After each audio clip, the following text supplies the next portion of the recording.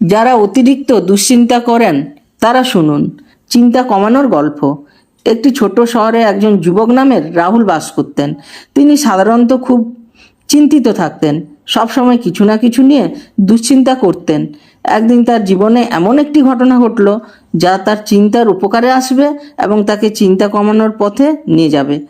রাহুল প্রায়ই ভাবতো আগামী দিনে কি হবে, আমার কেরিয়ার কেমন হবে, পরিবার বন্ধুদের সাথে সম্পর্ক ঠিক থাকবে কি না।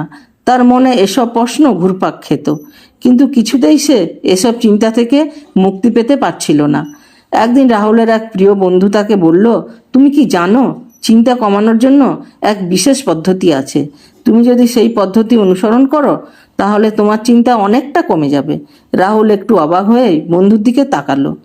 বন্ধু বলল, তুমি একদিন আমার সাথে একটি জায়গায় চলো, সেখানে কিছু দেখতে পাবে যা তোমার চিন্তা কমানোর জন্য সহায়ক হবে।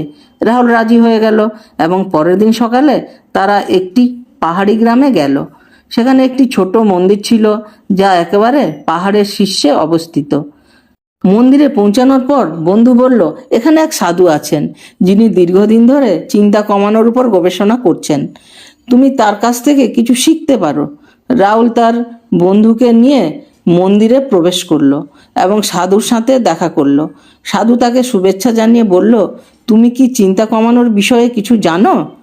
রাহুল একটু চিন্তিতভাবে বলল, না স্যার, আমি সবসময় চিন্তা করি এবং কখনো শান্তি পাই না। সাধু হাসতে হাসতে বললেন, চিন্তা একটি প্রবাহ যা বন্ধ করা সম্ভব নয়, তবে তুমি যদি এটি মনোযোগ দিয়ে পর্যালোচনা করতে পারো তাহলে তোমার চিন্তা কমে যাবে। সাধু তার হাতে একটি পাথরের টুকরো দিলেন, এটি তোমার চিন্তার প্রতীক। তিনি বললেন, এখন এটি নিয়ে তুমি এক মুহূর্তের জন্য চিন্তা করো, পাথরটি কিভাবে তোমার কাছে এসেছে এবং কিভাবে এটি তোমার জীবনে একটি অনন্য অর্থ বহন করতে পারে। রাহুল পাথরটি হাতে নিয়ে ভাবতে লাগলো। পাথরটি শুধু একটি সাধারণ বস্তু ছিল, কিন্তু তার মধ্যে গভীর অর্থ ছিল। এই চিন্তা তাকে আরও শান্তি দিল। তিনি বুঝতে পারলেন যে চিন্তা কখনোই থামানো যাবে না, কিন্তু তাকে যে দৃষ্টিকোণ থেকে দেখা যায় সেটি পরিবর্তন করা সম্ভব। সাধু তাকে আরও বলল, তোমার জীবনে যা কিছু ঘটেছে তা সবই একটি মুহূর্তের জন্য। তুমি যেভাবে দেখবে তেমনিভাবেই তা তোমার কাছে আসবে। যদি তুমি একে আসল অর্থে গ্রহণ করতে পারো তাহলে তোমার চিন্তা কমে যাবে। রাহুল সেই দিনটি অতিবাহিত করে নিজের জীবনের গতিপথ নূতনভাবে দেখার চেষ্টা করলেন। তিনি বুঝতে পারলেন যে সমস্ত চিন্তা তাকে দুশ্চিন্তায় ফেলে তা কেবল তার নিজস্ব মানসিক অবস্থা থেকে সৃষ্টি। তারপর রাহুল তার দৈনন্দিন জীবনে কিছু পরিবর্তন আনতে শুরু করলো। প্রতিদিন সকালে তার কিছু সময় ধ্যানের জন্য নির্ধারণ করলো যাতে মন শান্ত থাকে। এছাড়া তিনি বুঝতে পারলেন যে ভবিষ্যৎ নিয়ে অতিরিক্ত চিন্তা না করে বর্তমান মুহূর্তে কিভাবে বেশি মনোযোগী হওয়া যায় সেটি গুরুত্বপূর্ণ। একদিন রাহুলের সামনে তার পুরানো সমস্যা এসে দাঁড়ালো। তার চাকরির জায়গায় কিছু সমস্যা তৈরি হয়েছিল এবং সে খুব চিন্তিত হয়ে পড়েছিল। তবে এবার সে আলাদাভাবে ভাবলো। তিনি মনে মনে ভাবলেন, আমি যদি এই মুহূর্তে নিজেকে শান্ত রাখতে পারি তাহলে পরিস্থিতি মোকাবেলা করতে পারবো।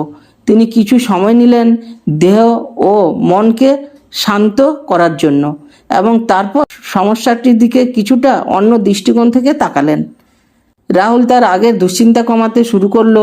প্রতিদিন তিনি তার চিন্তা নিয়ে আরও সচেতন হতে লাগলেন এবং ধীরে ধীরে তিনি বুঝতে পারলেন চিন্তা কখনো থামানো যাবে না, তবে তাদের প্রতি মনোযোগ কমানো সম্ভব। একদিন রাহুল তার প্রিয় বন্ধুকে বলল, তুমি যে পদ্ধতিটি আমাকে শিখিয়েছিলে তা সত্যিই আমার জীবনে অনেক পরিবর্তন এনে দিয়েছে। এখন আমি জানি চিন্তা কখনো শেষ হয় না, তবে আমি যদি মনে শান্তি খুঁজে পাই তবে চিন্তা আমাকে তেমনভাবে প্রভাবিত করতে পারবে না। বন্ধু হেসে বলল, ঠিকই বলেছ রাহুল, চিন্তা যদি তোমাকে ভোগায় তবে সেটা তোমার প্রতিক্রিয়ার উপর নির্ভর করে। তুমি যদি শান্ত এবং মনোযোগী হও তবে চিন্তাগুলি তোমাকে তেমন প্রভাবিত করবে না। রাহুল এরপর থেকেই তার জীবনে অনেক বেশি শান্তি অনুভব করত। সে বুঝতে পেরেছিল চিন্তা আসবেই, তবে তার প্রতি মনোভাবের পরিবর্তন তাকে অনেক বেশি সুখী এবং শান্তিপূর্ণ করে তুলেছিল।